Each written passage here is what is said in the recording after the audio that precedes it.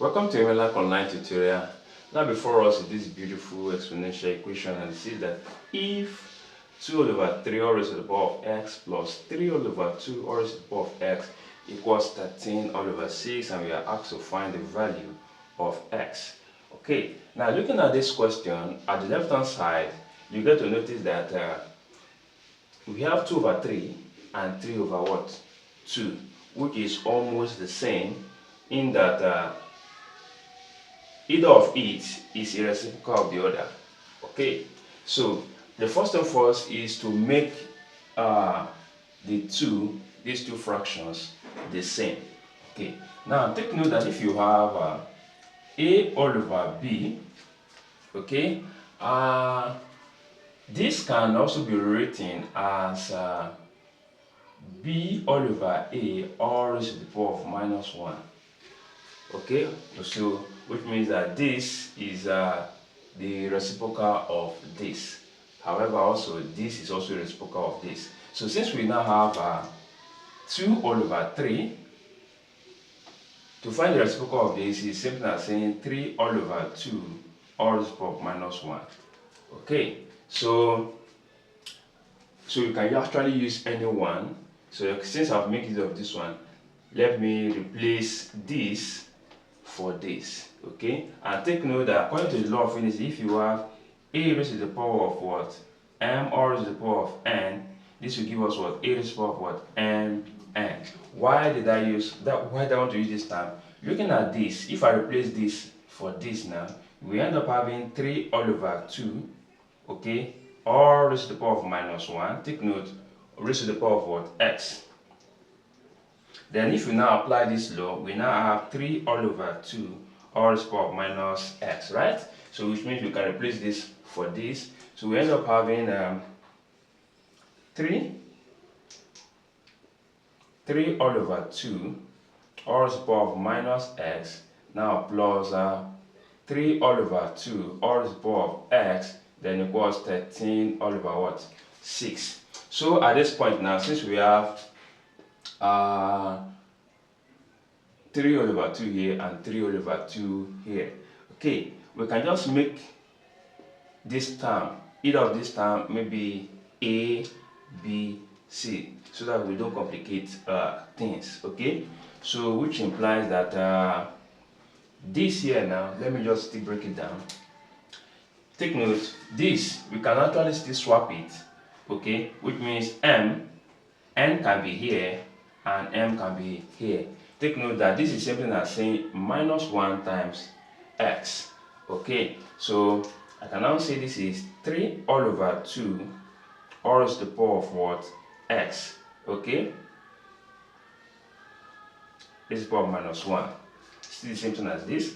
Then plus 3 all over 2 all raised to the power of x, then equals what? 13 all over what? 6. So let us make 3 all over 2 raised to the power of x, maybe let's say a. Okay, so let's get that done somewhere. Let's just write that 3 all over 2 all raised to the power of what? X equals what? A. Okay, remind me of this if in case if I forget. Alright, so here you have a raised to the power minus 1, then plus a, then equals what? 13 all over what? 6. So a raised to the power of minus 1 is something as 1 over a, so you can have it as 1 all over a plus a, then equals what? 13 all over what? 6. Now since we have a here as the denominator and we have 6 here as the denominator, to make this linear, all we just need to do is to multiply all through by the product of a and what? 6. So that will help us eliminate a and 6. So here we have 6a times 1 all over a, then plus 6a times a, then equals what? 13 all over 6 times what? 6a. Alright, so this will eliminate this, then this will eliminate this. So we have here, we are left with what? 6. Now plus 6a squared, now plus 13a. Now this look more or less like a quadratic what equation. So let us rearrange it and factorize. So by rearranging, we have 6a squared, then this we have minus 13a, because when 13a moves to the left hand side, it becomes minus because of this equals sign. So then plus 6 equals what? 0. So for us to factorize this, take note that the leading coefficient here is 6. So you can just do something like this. Take note equals what? 0. Now, since you have 6a here, okay, we can just put 6a and 6a. Okay. Now here we have minus and here we have plus. For us to have plus, it means the two terms, okay, that will give us this product will definitely be negative. Okay, so for us to ascertain our product, it means you have to multiply the leading coefficient here and the constant, giving us what? 36. So the product now will not be what? Plus 36.